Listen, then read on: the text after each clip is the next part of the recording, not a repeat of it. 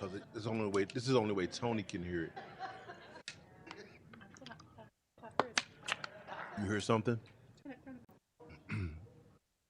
One, two, three, four. One, two. You hear the talking in the chamber now? Okay, never mind. I guess we figured it out here.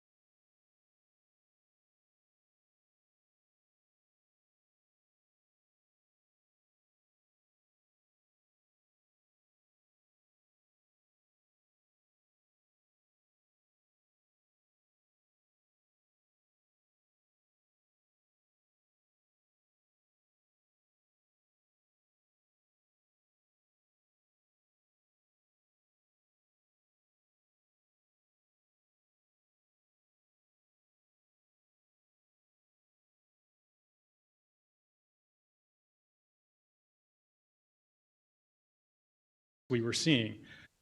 We wanted to ensure that not only could we support those projects, but we could obviously bring them to our service territory so that they could contribute to employment growth, they can contribute tax revenues for essential services, but we could also do that in a fair cost allocation manner that aligned with the recently passed and active Senate Bill 4, which really requires us to ensure that these customers pay their fair share. So as part of that process, we really outlined two key components that were vital to ensure that, one, we could review these to review the engineering studies and review from an engineering reliability standpoint. And two, we had a structural component that allow us to connect them and ensure that these customers obviously paid their fair share to align with Missouri Senate Bill 4.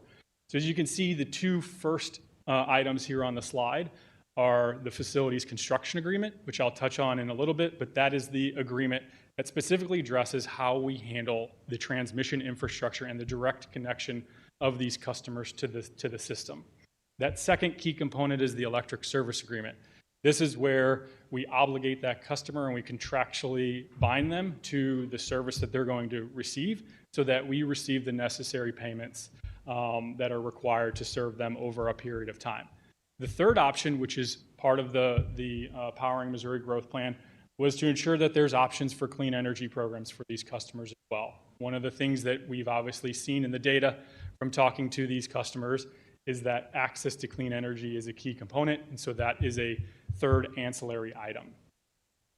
I want to touch upon the first component here, which is that facilities construction agreement. So before we can get to that construction agreement phase, the customer, any customer per se, actually has to make a request to us. It doesn't matter if they're a large load customer. They have to make a request to us, and our team facilitates that request with our engineering teams. They provide us the necessary specs pertaining to the load size, the ramp schedule, the load factor, any of the necessary specifications that we need to review that in a manner that our engineers complete it. Upon having that initial analysis from them, we require all customers submit a formal interconnection study request. So this is the formal process that kicks off our engineers to complete that study. That study takes a minimum of 90 days to complete. It is coordinated by our transmission planning teams, which is our teams that coordinate all the planning across our entire transmission network and review and analyze how loads interact when they come on the system. Once that study is completed, we provide that study to the customers, and from there, we require them to make a decision on if they would like to proceed with their project based upon that report.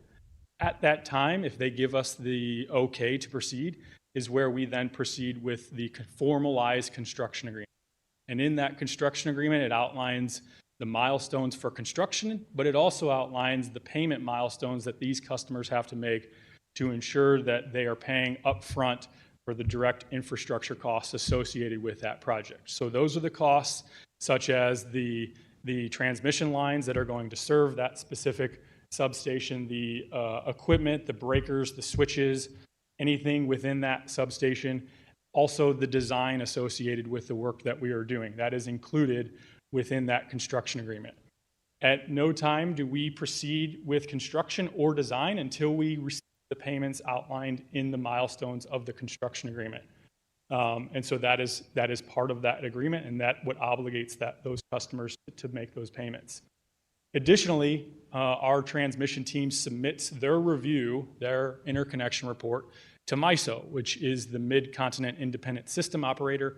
They are our grid operator. They cover a territory that spans from Canada all the way down to the Gulf Coast.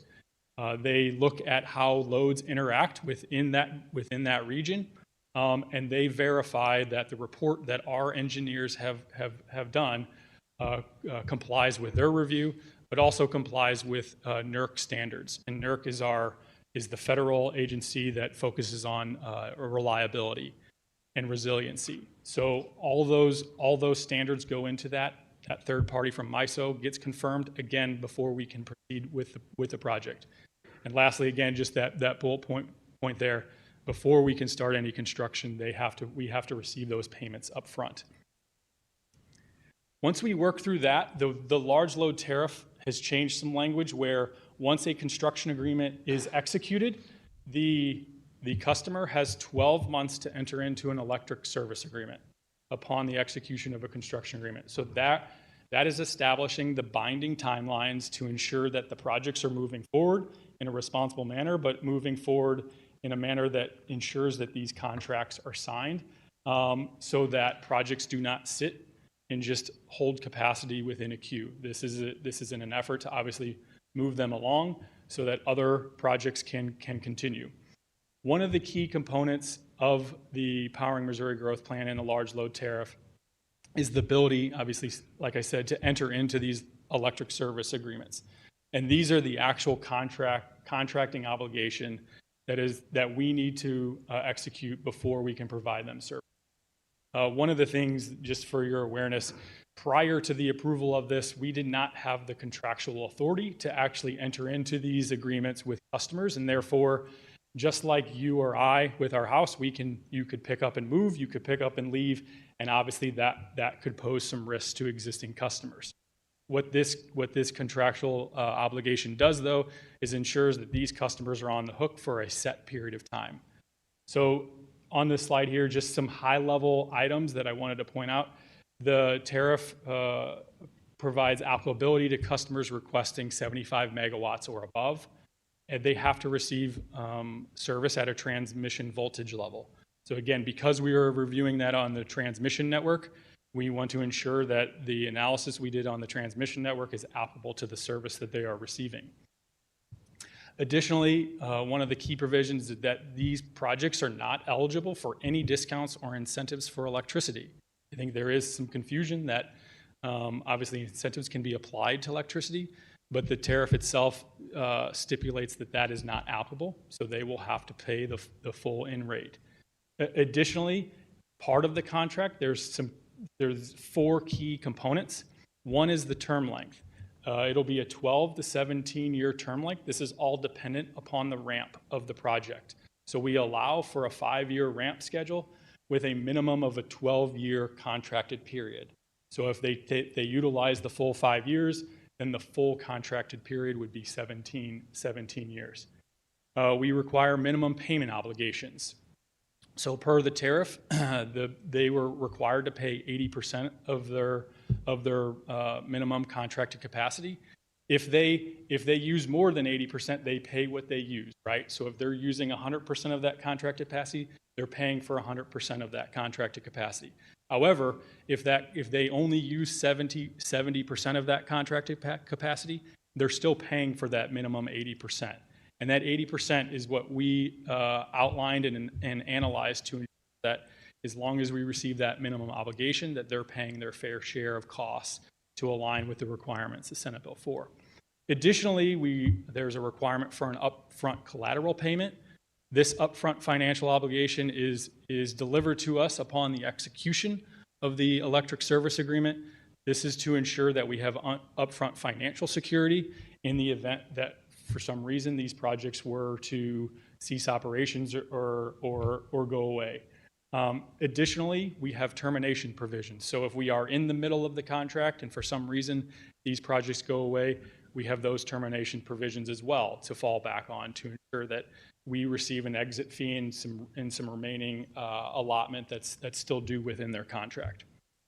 Lastly, I mentioned that third ancillary component of the clean energy programs. So these are optional programs that, again, give customers the ability to enter into some clean energy programs that focused, one, on renewable energy from wind and solar, clean capacity for battery storage, and there is a program focused on nuclear energy participation. So again, giving customers the option to focus on their clean, carbon-free energy goals. This is a really detailed slide, but I just wanted to dive into some more specifics just so you can see the really fine detail that's associated with those 4 key items associated with term length, termination fee, minimum obligation, and security requirement. So as you can see, as part of the termination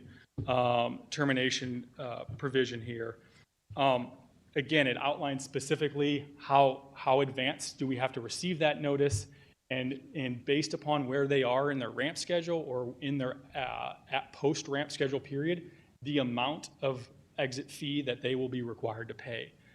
That is all based upon our analysis that determines that this would ensure that these customers still remain and pay their fair share, even if they were in the event that they would terminate. Regarding the security and obligation and the collateral requirement, there are some tiers that allow for some various discounts on that collateral, and that is solely based upon the creditworthiness of the company, because obviously as there's the higher creditworthiness companies, we feel the ability of them to live up to the obligations of their contract is at a higher threshold than someone with a lower creditworthiness. So those discounts are tiered based upon those credit worthiness. So this just provides some additional context as to the four key components that we modeled our tariff around. So I'll just pause there. I know I went through a slew of information there, but we would be glad to address questions, and Patrick and I are here to help walk through that. So thank you.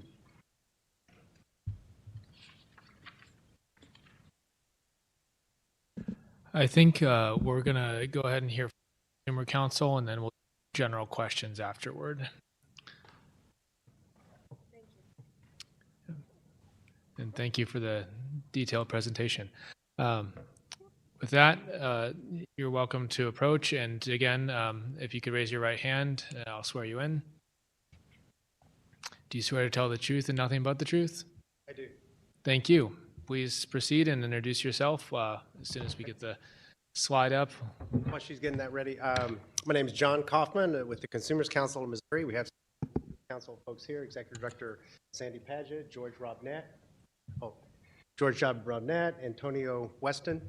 Don't know them, just say hello later. We are happy to be here. I guess just a summary of my comments is that we do appreciate there have been some consumer protections in place, as Ameren noted, but we still feel that there are some consumer advocate gaps in the rules, and we think that there's a lot of reason to still worry and I think to pursue further protections because of the connection from the coming data center revolution and what that is going to cause as far as the pressure to build more power plants and how that's going to impact the rest of us. So just a little introduction for those of you who don't know me. I think most of you do. I'm a consumer advocate attorney. I've been representing residential utility customers for pretty much most of my career. I used to work for the state consumer advocate office that represents utility consumers, and that is the Office of Public Counsel. I also have been in your position before. I've served on the governing body of City Council in Columbia, Missouri. So I understand the sacrifices and pressures you all face. Do I just click here to go to the next one, or how do I do that? There we go. So this is a map that was in the Washington Post that just shows rate increases in the first half of 2025. This is already what we're facing even before Senate Bill 4 and before the coming building plan that is coming. This is a chart showing how Ameren, Missouri's electric rates have gone up recently. Their rate increases, maybe not as much as some utilities, but it still has been outpacing inflation and outpacing wage growth in our state. It has been leading to increasing pressures on those people who are on the bubble, who we're seeing increased numbers of people who are behind on their bills and increased disconnections. I suppose this week is a week when disconnection could occur under the cold weather rule because we are in kind of a warm period right now. And just to help explain how the utility makes its money under the formula that we use for setting electric rates, there is the investments that the utility makes that includes poles and wires and power plants, particularly power plants, and the investments made there are allowed to earn a profit on that, which includes a return on equity between 9% and 10%. I think Ameren used to be allowed a 9.5% profit, and it might be a little bit higher than that now based on the last case, maybe closer to 9.7, but in that range. And then they are also allowed kind of dollar per dollar recovery of their expenses, and that total amount of money then equals the utility's revenue requirement. Once you know how much the utility needs to collect all of that, that's then divided up among the different customers. And that's one of the main issues we're talking about now is how do you allocate all the utilities costs, including the cost of their power plants, amongst the residential customers, small business customers, commercial customers, industrial customers, and then the mega customers, these large load tariff customers. And the point here is that Ameren, Missouri, they definitely want things to go smoothly, and they don't want to have, they want to be ready, these data centers, and they want to have some allocation of cost, but they're not an innocent bystander. They stand to make a ton of money off of building power plants because of this almost guaranteed return on equity that they're allowed as an investor-owned company.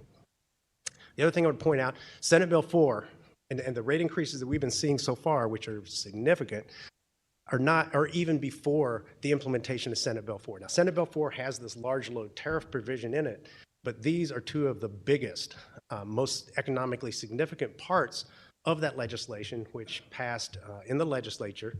The first one is construction work in progress. I don't know if this has been debated for a very long time, and was an issue at the onset when the Consumers Council of Missouri was first founded.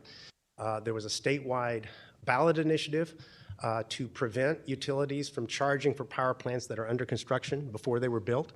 It passed overwhelmingly by the voters and lasted for almost 50 years until and you may know how the Missouri legislature treats voter opinions these days. It was overturned and hardly a mention of the fact that they were violating the will of the voters. But what construction work in progress is basically using our money to build power plants instead of the investor's own money. The utility is allowed to earn profits even before the power plant has proven itself, and it's a significant chunk of change. In the successful implementation of the nuclear power plant in Georgia was the most recent large nuclear power plant that has been put in place. Cost ratepayers about $5,000 each household on an average, $5,000 over a 10-year construction period. Now, the construction period went much longer than that, but over a 10-year period, the average household paid $500 more a year for power plants that were not serving them, and there was not really any guarantee that they were. In South Carolina, there was a similar project that began and then was canceled. Billions of dollars were collected from ratepayers and was not refunded. Only a very small part was refunded. So to us, the QIP part of this legislation is very concerning to us, and I think is a real ratepayer bomb waiting to happen. Ameren also has another special profit-making mechanism that they convinced the legislature to pass, and that's called PSER, Planned Service Accounting. That adds probably another additional $250. So we're already about $750 extra that each household is going to have to budget for, based on what Governor Kehoe and, I would note, significant members of Democratic and Republican legislators voted for this. We know from recent studies that about 40% of Missourians are living paycheck to paycheck, and that means these families do not have, 4 out of 10 families do not have enough money to pay their current utility bills without going into debt. And so if you're talking about forcing residential customers to pay $500 more a year, $750 more a year, that's going to also come compounded with a financing charge to that family, and you should probably consider that to be the credit card interest rate. And it's another reason why forcing customers to pay in advance for power plants is unfair, in our opinion. Also, there's a lot of talk about jobs. What is the impact for jobs coming? We have a tough university study of economists performed on Missouri data. I know this was over 10 years ago, but they found a statistically significant connection between any rate increases and job losses in the state. And that's in pretty much every sector of the entire economy other than just a very temporary impact on construction jobs. So the net effect on jobs of the anticipated coming electric rates are going to be negative on our job situation in Missouri. There are a lot of things to worry about, I think, as the data center build out becomes, and then the power plant build out that's going to be connected with it. I break those down into 3 categories: those concerns about before the data centers come here, while they're here, and then what happens if they leave or something happens to the facilities that are already here. The before category is the construction work in progress, QIP charges that we talked about. The concern is that, Ameren, of course, is going to want to be ready and have enough power before the data center comes. But if they're allowed to charge in advance before the data center comes, we're the ones here paying for that. The risks that I would say during the revolution, when these data centers are among us, these mega customers, and that is class allocations. And I will say that Ameren and the Public Service Commission has put a lot of thought into how are these allocations going to be done? But it's an ongoing battle. It's something that we have to litigate and argue about every single case. It will be just a constant battle, making sure that these big tech companies are paying their fair share. And just having a law that says that customers have to pay their fair share or have to pay, make sure it's something that's not unreasonable, that's still in the eye of the beholder. And so right now, what that law means in Missouri is what the Public Service Commission. So if the Public Service Commission says that customers are protected and it's good enough, it's reasonable, then that's what it is. And so I just want to point out that simply having a law that says it's reasonable doesn't necessarily mean that it's reasonable from everyone's perspective. There still is a judgment call, and I'm not, until we have a more consumer-focused, pro-consumer Public Service Commission, I'm concerned that's going to be a continuing problem.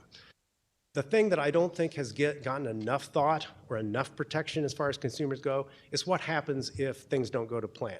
And I know people don't want to think about that, but there are some real problems, like such as what happened in South Carolina, that I think you should be focusing on. I think decision focuses on. And what could possibly go wrong? Well, one thing that we worry about is some kind of AI bubble burst.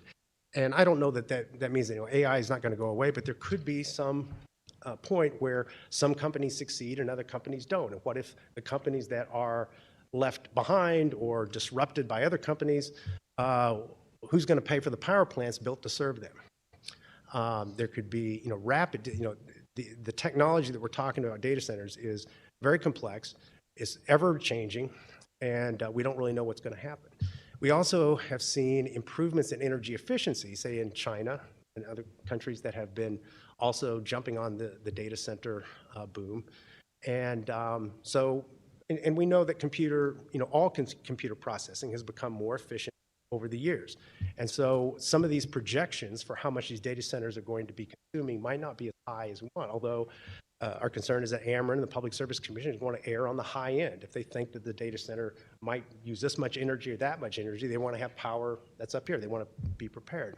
The concern is there may be excess power. There may be excess power. And if they don't wind up using it, or they wind up leaving after a few years, well, then we're going to be left holding the bag. And that could double utility rates. It could triple utility rates. This is an impact on rates that we are, just could be the biggest impact of our lifetimes as far as electric rates. So I just want to point out the magnitude of this. This is, these details kind of refer to the same page that you saw Ameren talking about with their grid, with the green lines. And the parentheticals, or the blue stuff, are our comments. For instance, the contract terms, which could be 12 years or 17 years, we think it should be a little bit longer than that. The minimum demand is set at 80%. We think it should be at 95%. The collateral part of this, to me, I think is key. Under this large load tariff, as approved by the Commission, it only requires 2 years of utility payments to be put down as collateral before these data centers come into play. We think it should be more like 10 years. And the reason is that if we're going to build a power plant, I mean, that power plant's going to be around for like 50 or 80 years. Even if you have these exit fees and so forth, if there's some economic disruption, we may not be able to access that money. It may be really hard to get the money out of these entities if they are in distress, going bankrupt, who knows what. As far as protecting other ratepayers, that collateral is about the surest thing that we have, just having the money in hand. So we know if there's a collateral of 2 years, well, then we know that other ratepayers might be protected in a disaster situation for a couple of years. But then what? I think that that collateral should be extended. I mean, at least that was our opinion. We asked the Commission to consider our opinion. They did not agree with us. But, and as was noted earlier, the large load tariff grants Ameren, Missouri, certain abilities to grant exceptions to that. So even that 2 years is not necessarily guaranteed. There are variances and flexibility, I'd say, as the way Ameren drafts these things that they're allowed to do under the tariff at their own discretion. The Public Service Commission doesn't need to then approve it. Ameren has been allowed to use their judgment. And as I said, we're concerned that they may not have, they're not a neutral party in this whole matter. Again, the large load tariff does not address the impact potentially of construction work in progress. It fails to address the impacts that could be affecting our bills from the fuel adjustment clause, which is a separate provision on the bill. And it's not consistent with the recommendations of the Office of Public Counsel. They did not agree to this. So the final result, I would say, is sort of on the low end of the spectrum as far as what other states are doing, maybe on some things more than others. But we think that they should have gone further. It is not a result that consumer advocates supported generally. So what can you do about this? You're not the Public Service Commission. You can't do that. And so our recommendation to you is for protecting the consumers in this city is to look into community benefit agreements as a condition of data centers coming to the city, and require a certain amount of money to be set aside to offset the impact on low-income and moderate income customers. We believe there is a nexus between the large load tariffs, the data centers that are coming, the power plants that will be needed to serve them, and the possible impact on the rest of the customers. There's the size of that fund should probably be scaled to the size of the data center. There's many different sizes of these things. The one, for instance, that is being proposed in the Armory area is pretty small compared to some of the others that are being proposed in rural areas around the state. But I really believe that would be an important part of conditions as you consider your own template for addressing these data centers. So that's all I have for my presentation. But as we said, we definitely believe that there are risks to other customers. We know that there's been some work on addressing the situation of how do you divide this up in a fair way, making people pay their fair share. But we don't think it's gone far enough, at least to completely protect us. So be happy to answer any questions. Thanks. Thank you. Appreciate your presentation. At this time, Madam Clerk, how many people do we have signed up to testify? We have 7 in the chambers and 1 online. Okay. Doing some math here. Okay. We're going to go to committee questions first, just because I think we might have some questions that might get answered before we can move to the public. We'll try to be quick. I hope all committee members can respect that we do want to hear from the public, but I also want to make sure that we get these questions, because at the end of the day, we are the legislators that need to write laws. So with that, we'll start with committee questions, and we'll start with our most senior member of the committee, which is Alderwoman Cora Hubbard. I'll hold my questions. I want to hear from them. Thank you. Okay, thank you, Alderwoman. Alderwoman Schweitzer. Thank you so much. I really appreciate both those presentations. I would love to ask Ameren a few questions. If James, you come back up. Thank you. So one of the things that we talked about during your presentation was the 75 megawatt customer, the one that would be going through the large load tariff. But as we've seen in the news and just in conversations with Ameren in general, the amount of energy needed, the amount of in the service territory is enormous, the coming needs. So say a customer comes and they're going to need 60 megawatts, and many of them come, there may still need to be, very likely will need to be more infrastructure built. That's just on the ratepayers to pay for. That's not on the new customer. So the requirement for a load that's less than 75, they would still be subject to a construction agreement, because any load that's required to connect to our transmission system requires a construction agreement. Typically, loads that are greater than 20 to 30 megawatts require connectivity to our transmission system. So any of those loads would still have to be reviewed by our transmission team. They would have to go through the study requirement. They would have to execute a construction agreement, which would require the upfront infrastructure costs. That they would be required to pay They would be required to pay the just for upfront the connection. for the direct connection, correct? And that direct word is very important because then you have just expansion of the grid in general. So if there be more power generated, it's not just the connection to the grid that you might need to have, but also more energy produced overall. And that would be a different cost. That would just be part of our traditional resource planning. Right. So we do a 20-year, what's called an integrated resource plan. It outlines our generation planning for the next 20 years.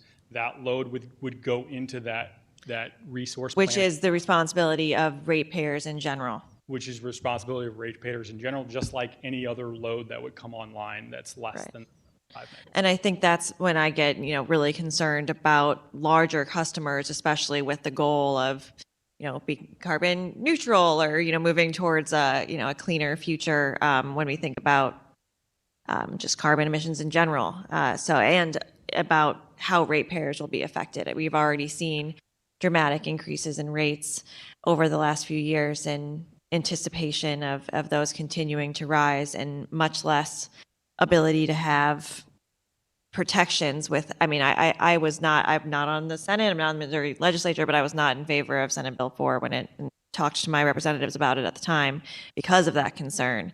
And I think that I don't feel better about it now, I guess. With the large customers, there's a whole host of other concerns that we'd have about 75 megawatt customers or above, but then not having new protections under 74, I guess. And with Senate Bill 4, it seems like it's just so much more likely to increase the rates of my community. I do want to point out, though, that historically, large customers have benefited the system as a whole.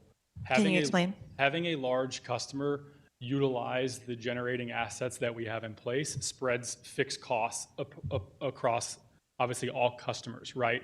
So historically, locating large manufacturers have always had typically a benefit to the electric system. And so a customer like that, regardless of the large load, if we were talking to a large manufacturing project, say a car plant or something of that nature, typically the analysis shows that those loads are actually really beneficial because they utilize the system to the best of its ability, right? Because we have to design the system for the peak demands.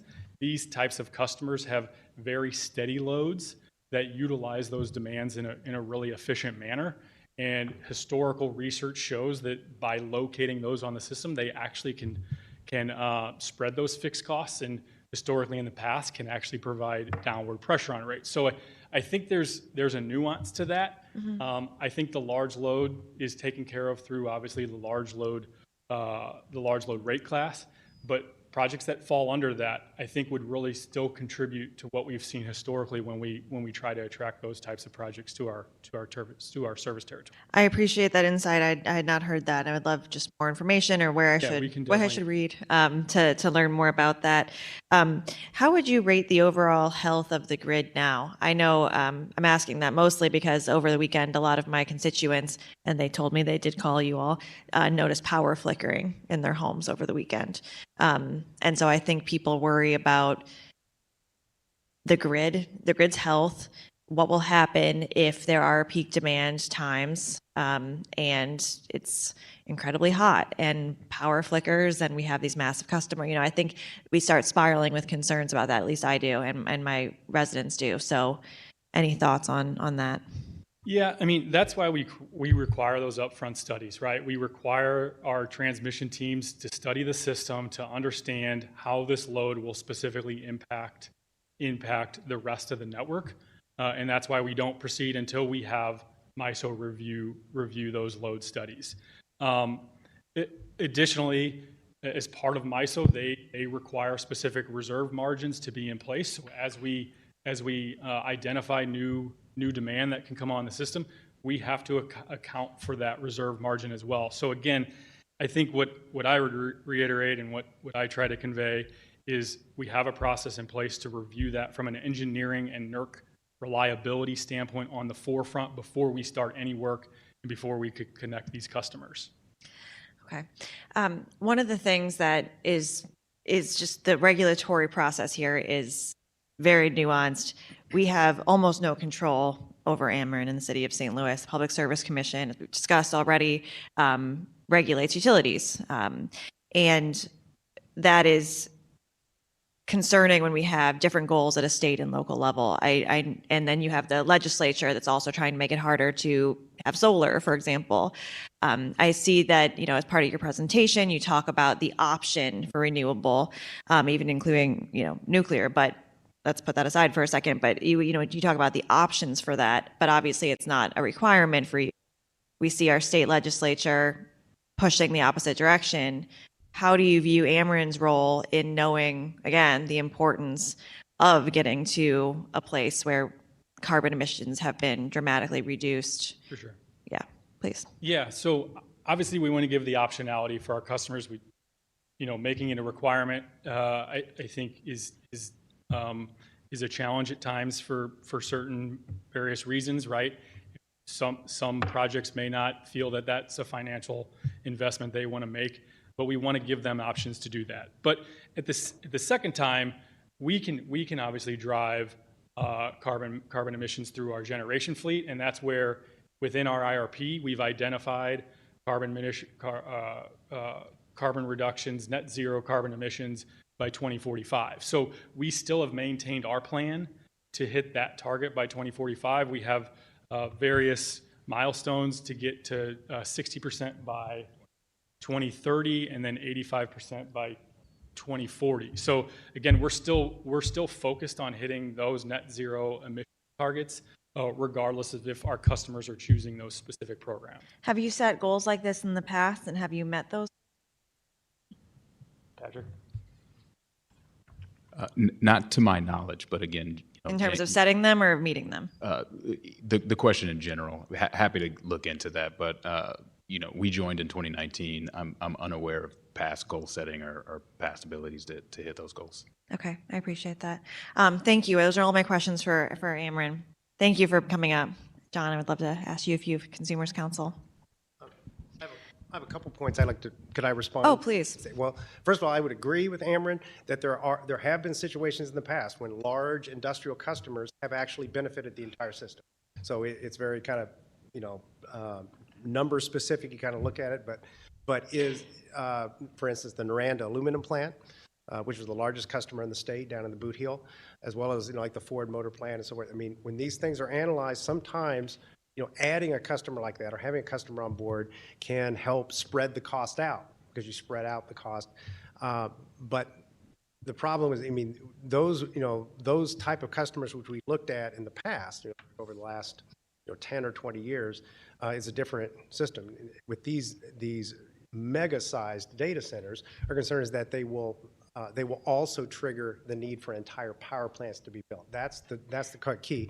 And even though there are provisions in this new large load tariff of the commission that addresses the connection cost, like you said, the transmission and the distribution system, it doesn't necessarily address the power plants, and that's the big whammy. And that was the point I was trying to get at as well. I mean, I think that the difference between a 3 megawatt and 170 megawatt demand, yearly increase is, I believe those are the numbers that were used. That is insane.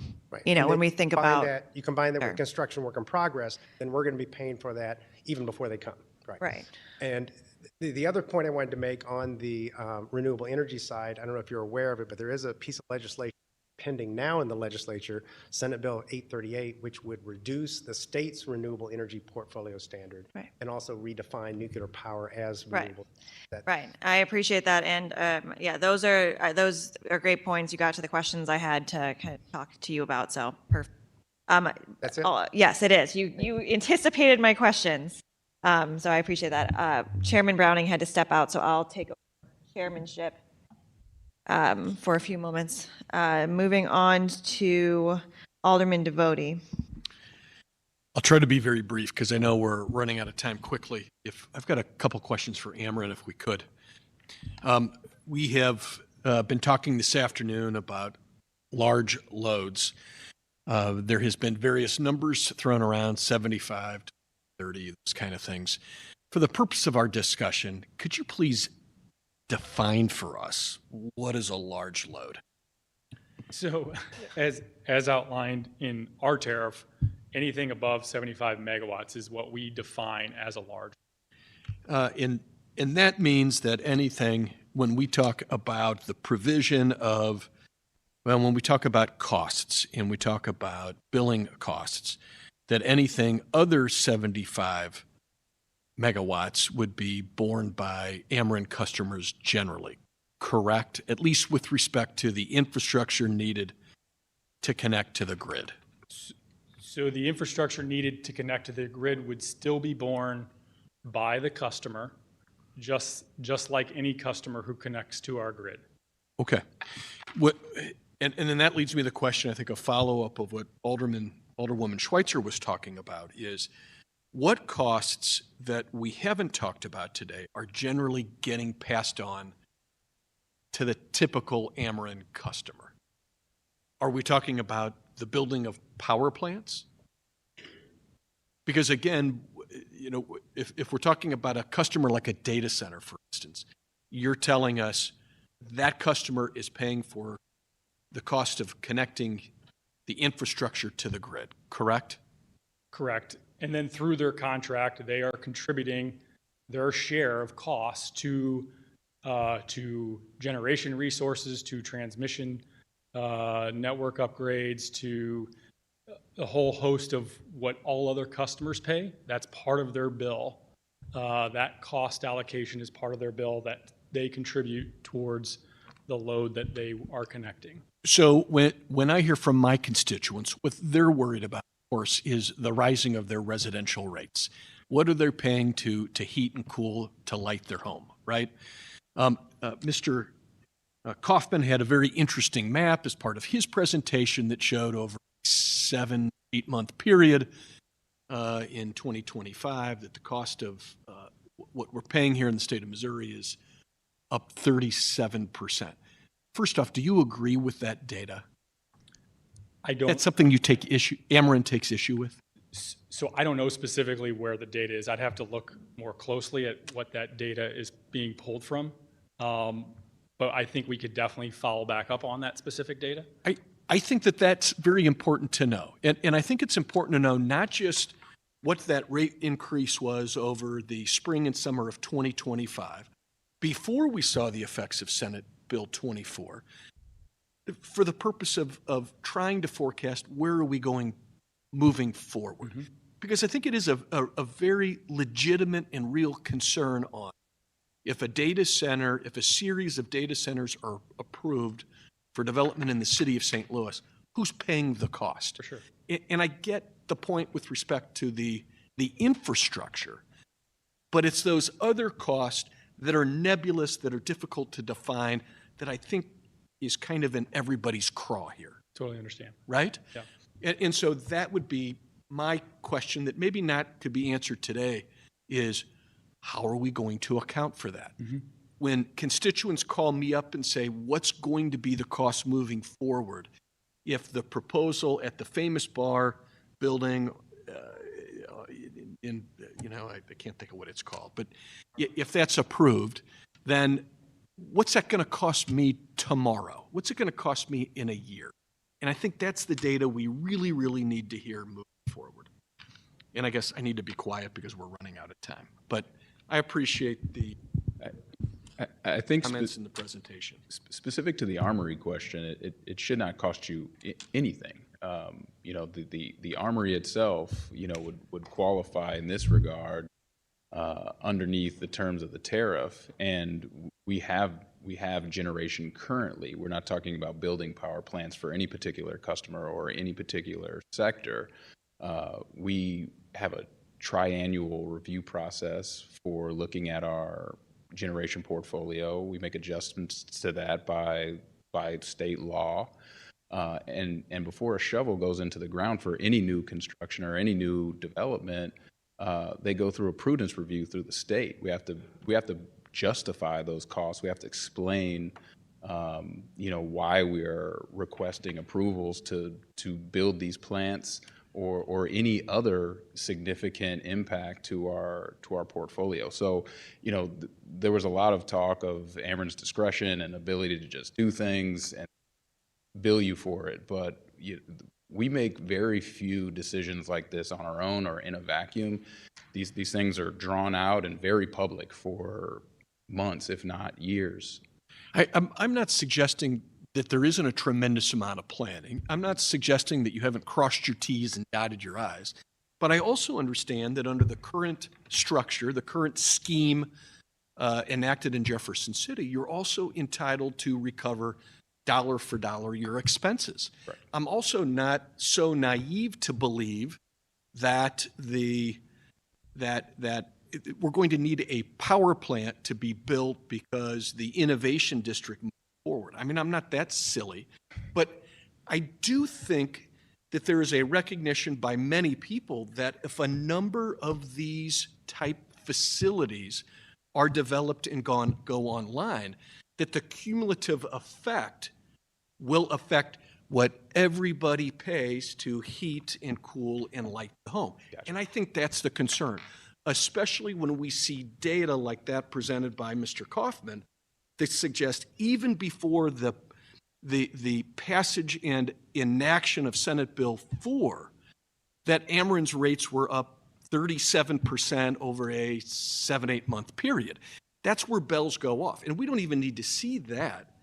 But I think all of us who live in a house and pay a utility bill or operate a business and pay to cool that building, we all see it even if we didn't know it was 37%. And I don't mean to be argumentative, and I did, Chair, Not at all. Stop talking. But I appreciate the opportunity to talk with you. No, likewise, and thank you for those questions, very legitimate questions, questions that we too care about. Specific to the data, I think there were probably several points of data that we would contend with. I think it would benefit us to take a look at that and perhaps get back to you, particularly on the percentages. But I will also say the other examples from outside of the St. Louis market should be considered examples from outside of the St. Louis market and outside of our current regulatory framework. So the things that happen in Georgia or the things that happen in South Carolina, not only did they happen several years ago, but they were not within our current regulatory framework. And so we disagree with that. These examples were raised in the past, and they were not well received. So I think I'll leave it there. Alderwoman Cox-Antwi. Thank you, Mr. Chairman, and thank you both for your comments. I do just want to, sorry, Mr. Kaufman, I know we're trying to respect folks' time and we have other folks signed up. So in the interest of that, I want to just first start by saying I echo Alderwoman Schweitzer and Alderwoman Devote's comments about, what's being discussed here and where these concerns are coming from.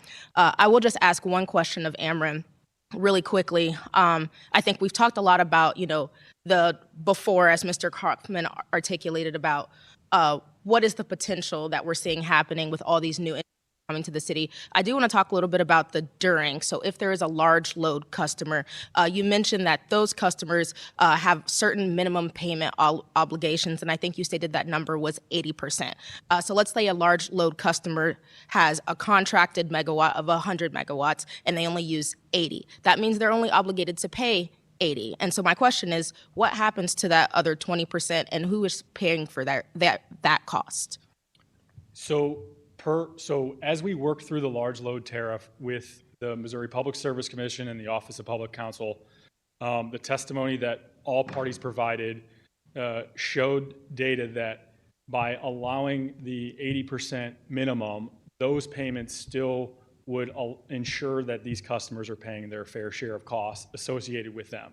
So the modeling for that tariff already takes into account that minimum payment, so that if they do drop down to that amount, the costs that they're paying are still covering the share that they're allotted to, that they're required to pay per Senate Bill 4. So that's where that came through. That was all a part of the testimony that worked through the large load rate class, and that was in conjunction with the Public Service Commission, that was in conjunction with the Office of Public Counsel, and multiple interveners that were in part of that process. The Manufacturers Council, Renew Missouri, there was a whole slew of interveners that were part of that aligned that having it still maintain an 80% obligation ensured that these customers still paid that fair share.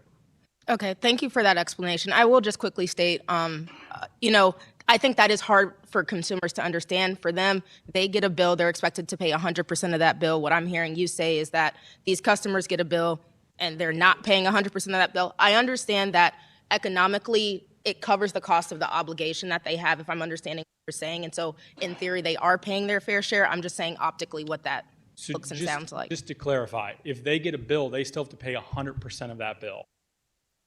So this is based upon the contracted capacity that they're agreeing to pay for. So if it would be like if in my house, if I say I'm going to use X amount, but I don't use that amount, I'm still paying the full bill for what I used. It's just stating that I'm allowed to have some fluctuation in what I use on a monthly basis. So the bill that they receive, they still pay 100% of that. I just want to clarify that it's not a discount on their bill. They're still paying that bill and 100% of those costs. I understand that. And that capacity was then constructed for them with the anticipation that they would use that is all I'm saying. But thank you. Correct. I'll go back to the chair. Alderman, if you have a couple more questions, I am going to go ahead and take off the hard stop at 5. Some of our members do have to leave, but we don't want to cut off public comment. And so as long as you all are here to say something, I commit to being here. And to those committee members who need to leave or have obligations, feel free to attend those. But I commit to being here and hearing you out. And hopefully our guests can as well. With that, do you have any more questions, Alderwoman? No, I'll pass it over. Thank you. Mr. Chair, I do have just one clarification. I just want to make clear that I was not saying that Ameren's rates have gone up 37%. That chart was it was done by the Washington Post, and it was supposedly averaging statewide. So there were electric co-ops and municipalities. I believe during that time Ameren got a rate increase of about 12%, but it wasn't 37. That was a statewide number. I appreciate the clarification. Thank you. Thank you for that clarification. So my first question's for Ameren. What is driving the increase in rates right now?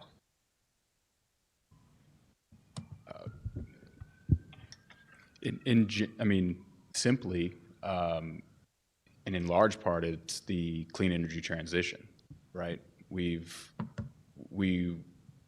started several years ago as a 60% or so dominant coal generation, and over the past several years, we, along with the industry, have committed to reducing those costs. The luxury, I'll say, for us as a utility that had such a coal-heavy portfolio is that those power plants have been in service for quite some time, and they're very efficient to operate. But as we retire those plants, which we've done, in several occasions over the past several years, and will continue to do so, up to our carbon neutral goal in 2045, we have to build new generation, period. And so the new generation costs, new generation is expensive. Bringing renewables online is expensive. People, I think there's a perception of solar being free because the sun shines. But, the reality is that infrastructure is technical, sourcing, all of these things go into site acquisitions.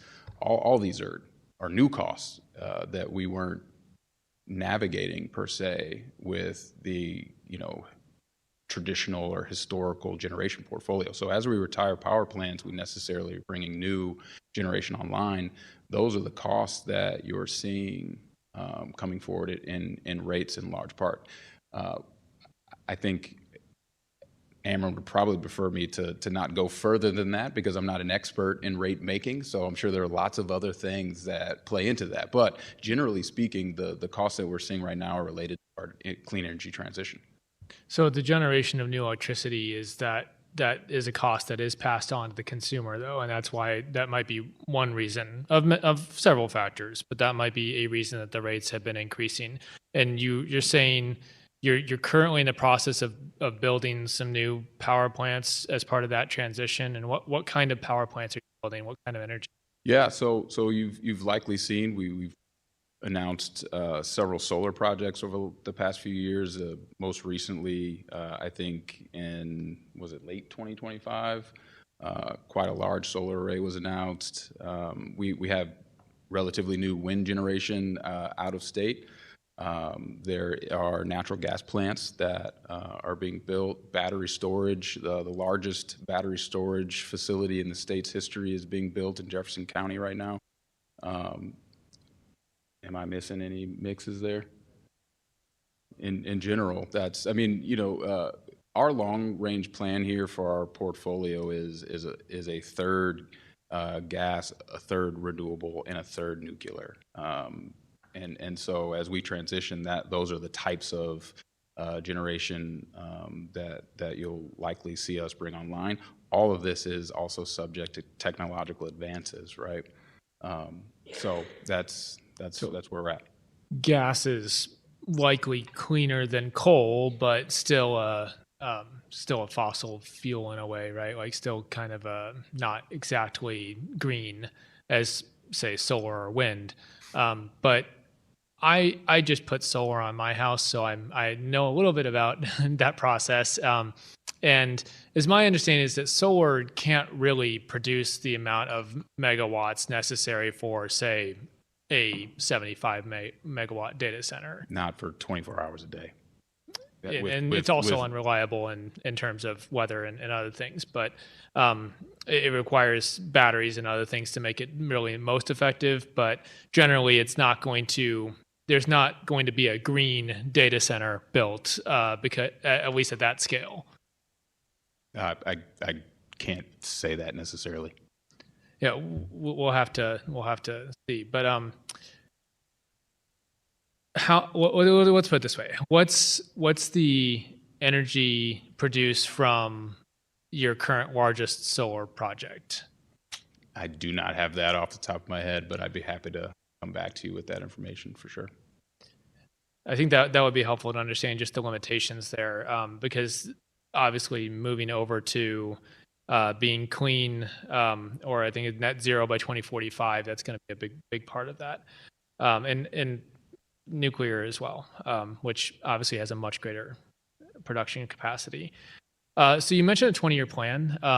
How has that 20-year plan changed since Senate Bill 4, or even just since we've started seeing more data center and other large load customers start proliferating across the country? Sure, no, great question. So again, our integrated resource plan, or IRP, it's a triannual plan. We're required to update it every 3 years. We did do an update last year. It was unrelated to data centers. I mean, I think directly to your question, in two parts. The plan is iterative. We're required to do it every 3 years, but we have optionality there.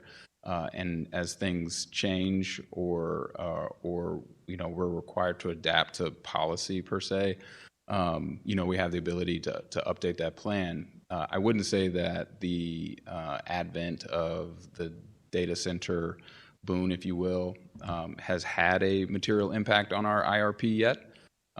We will be updating that plan later this year. I've not seen that draft, not a part of those conversations, so I can't speak to how that is going to shake out. But to your question, I don't believe that data centers have had a large impact on the plan to date. But they obviously would, though, in the future, because these are huge loads that they're proposing. I mean, I've seen equivalent to powering 16,000 homes for some of the smaller ones. And so when we're looking at, the production of power that you put out right now, if you're serving mainly residential and commercial, maybe some industry, with your power demands, I guess what's your supply capacity right now? What is that sitting at for? And this is a hard question because it's like, is it for Missouri or is it for the region? 10,000 megawatts for the state. For our entire portfolio. Your entire portfolio, and does that include like Ameren, Illinois, and everywhere else? Different model, so that's Different Missouri. model. Okay. Yep. So just Missouri. Okay. It's important to note here that when we're talking about this, just for everyone listening, that when we talk about large load customers coming online, it doesn't matter if they're located in St. Louis or outside of St. Louis. That still has an effect on Ameren's portfolio, as you put it. So I think I heard you say that you're not planning any new power plants. You're not talking about building any new power plants for any sector right now. Is that what you Correct. said? This is my understanding. We look at demand in our customer base as a whole across the portfolio. It is not my understanding that we've necessarily built a power plant for a particular customer or a particular industry. But again, I can ask that question and get back to you. But yeah, you're not building a power plant for a particular customer, but you would build it in anticipation of increased demand overall, and you are currently planning new projects. So here's the thing about Ameren. We have a requirement to serve customers in our territory, and so if data centers locate here, if large load customers locate here, we have an obligation to find out how to serve them and provide options to do so. So to say that we will or won't build new generation specific to a large load customer class, I think it's speculative because it really does depend on who is within our service territory and whether or not we're required to serve them as a result of their existence. I think you've hit on something really key there, which is that you're obligated to figure out how to serve your customers. And so I think the concern here today is not necessarily directed at you or Ameren. It's more about how this affects people overall. And from your perspective, you're kind of a cog in the machine, if you will, in the greater churnings in Missouri and the machinations of our great state leaders. So that is on my business card, Alderman. Yeah. So if Governor Kehoe and his merry band of Republicans are just really eager to make this the data center capital of the nation, then you're obligated to meet that demand should they locate here. I mean, my understanding is that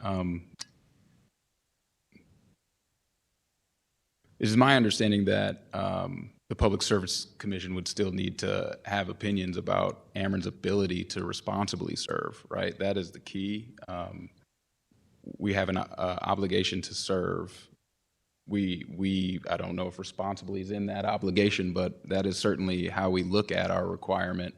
And so, if Missouri is somehow the next capital of data centers, I think there's a much longer conversation about and planning process that would need to take place to figure out how to do that responsibly, and that is key.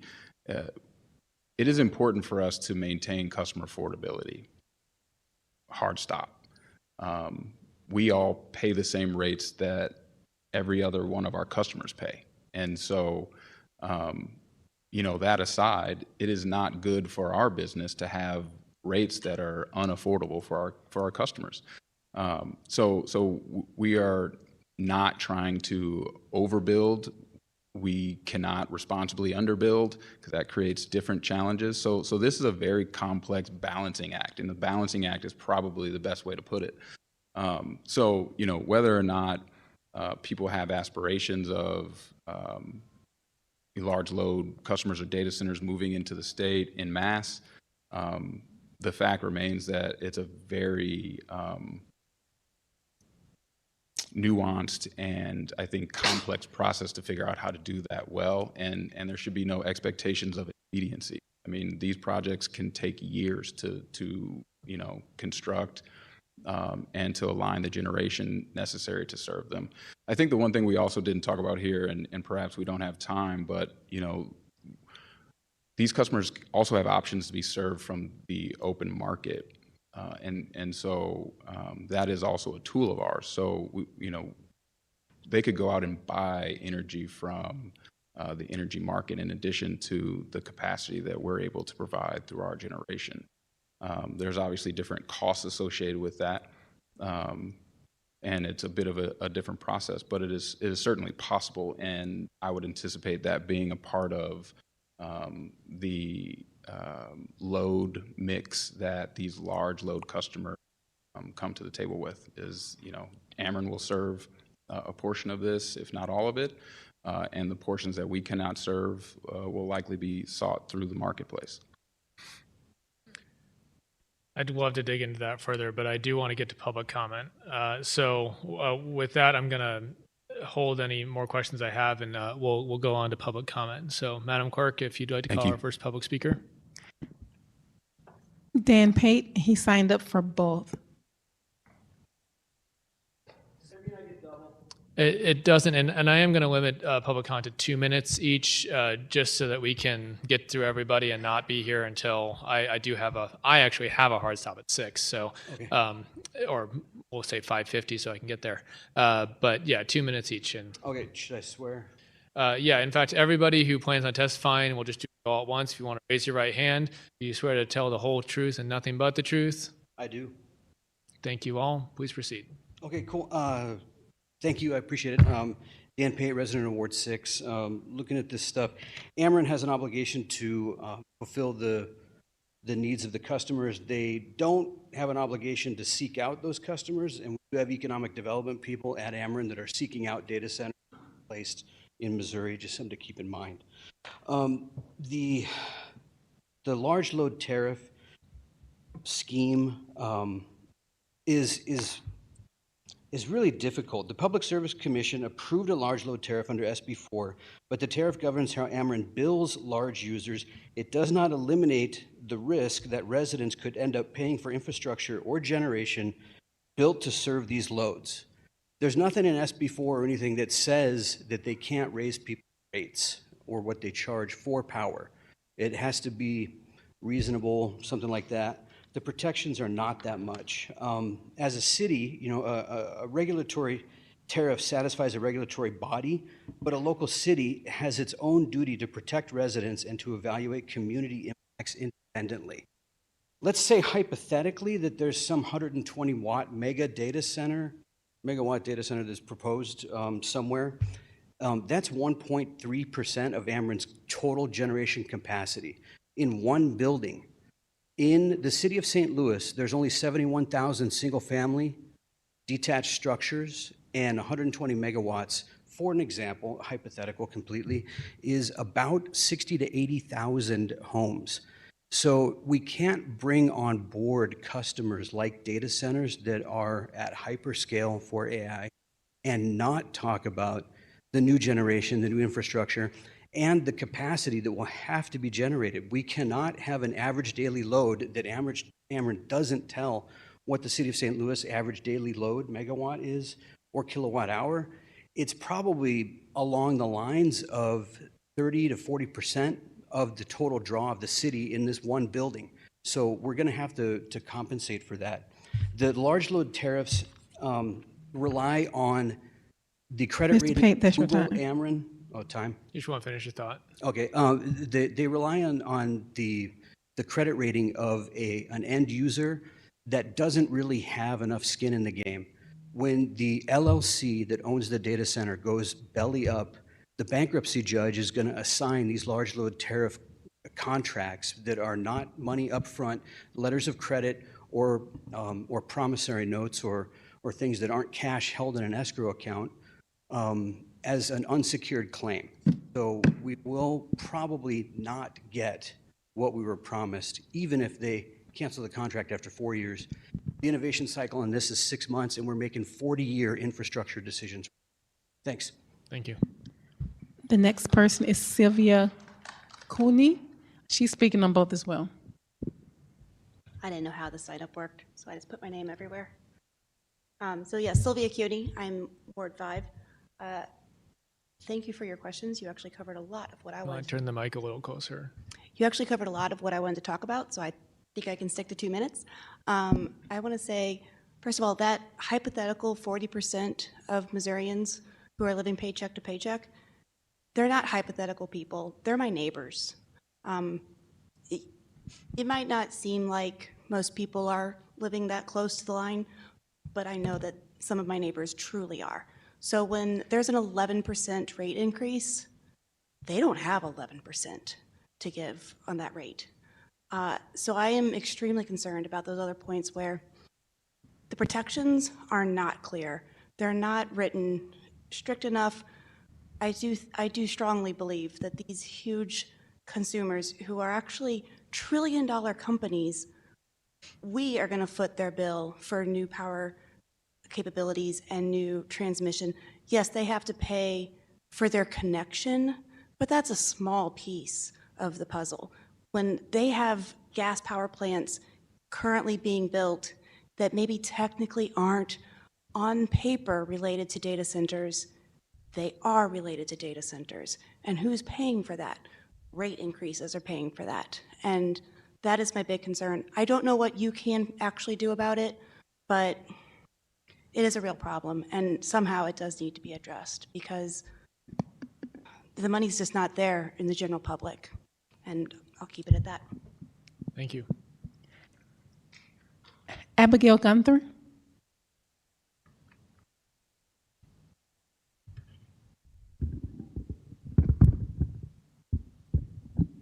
Hi, my name is Abigail Gunther, and I live in Ward 7.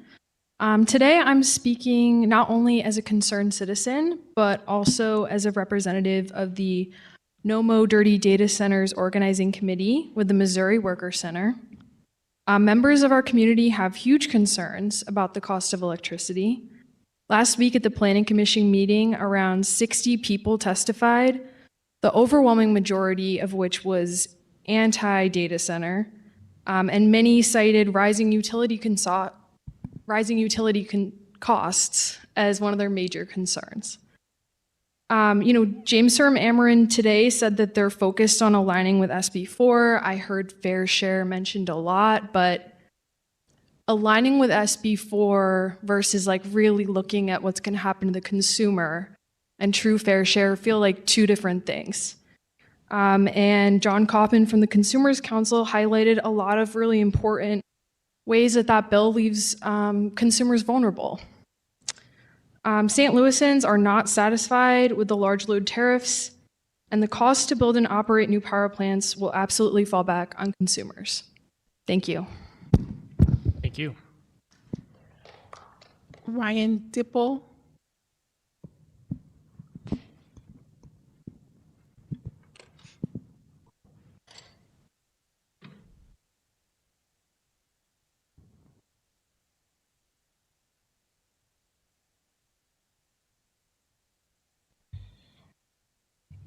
Hi, my name is Ryan Diebel. I live in Woodson Terrace, but I work in the city.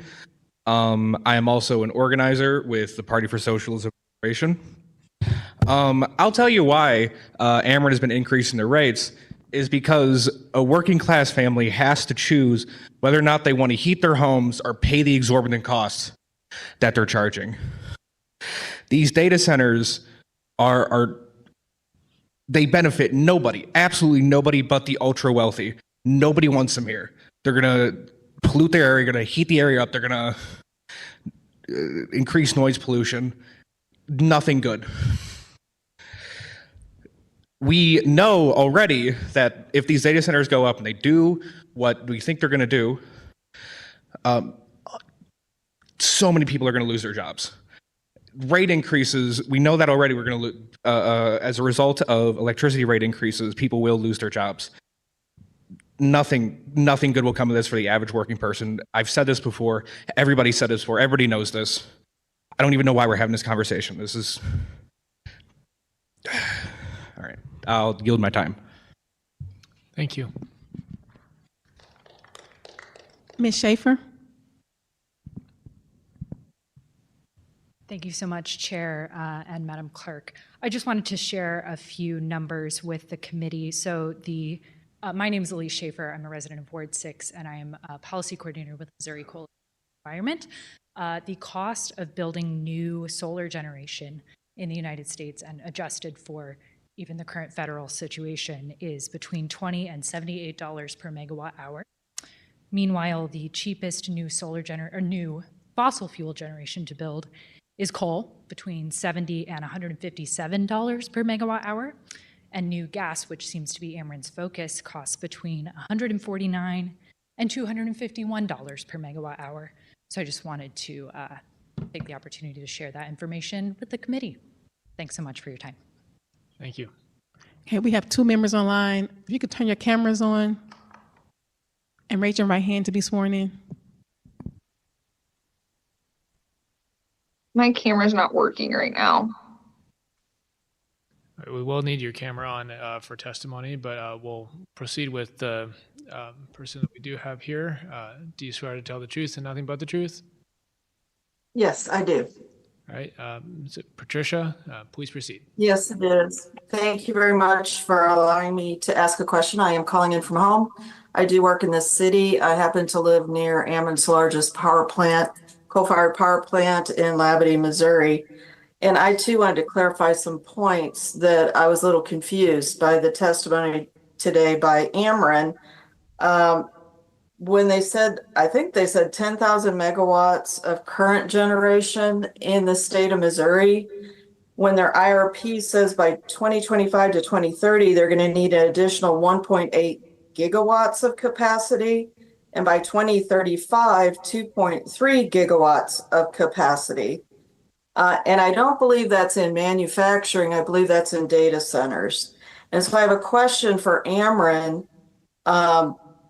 Did they play a role in bringing data centers here? How do we know they're going to require that much energy, which obviously will require additional power plants to be built? And I believe in their IRP, they had 5 new plants planned. And I'm not quite certain how much each one of those plants would cost, but I suspect that's a lot of money in ratepayer increases in energy cost. Maybe they can address that. I think we're paying for it. I don't think this is something that the data centers are being expected to pay. And we're talking a large build out of energy here in Missouri to accommodate them. And I too have a lot of concerns about what that means, both to the city of St. Louis, the county, and certainly collar counties around the city, because we're all dealing with multiple projects being proposed right now. In Franklin County, we have 2 active projects being proposed and changes to our zoning regulations to allow them anywhere in our county. Clearly, they're going to be built close to power generation, high power line transmission, and that's through my county. That's also through areas that we know in South County, where I suspect that's why they're building new power plants or projecting that in that area. So the Big Hollow Energy Center is an 800 megawatt natural gas plant. Castle Bluff is 800 megawatts natural gas. So this is not for solar. This is not what they're building out, solar or Ms. renewable Patricia, energy. that's your time. Thank you very much. Thank you. And I think we have our other person. If you could, raise your right hand and do you swear to tell the truth? All right, thank you. I think you might be muted, and unmute yourself and please proceed.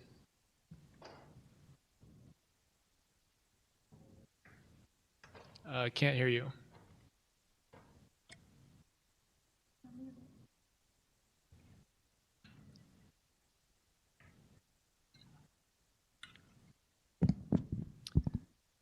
Can't hear any sound yet. We can't hear you.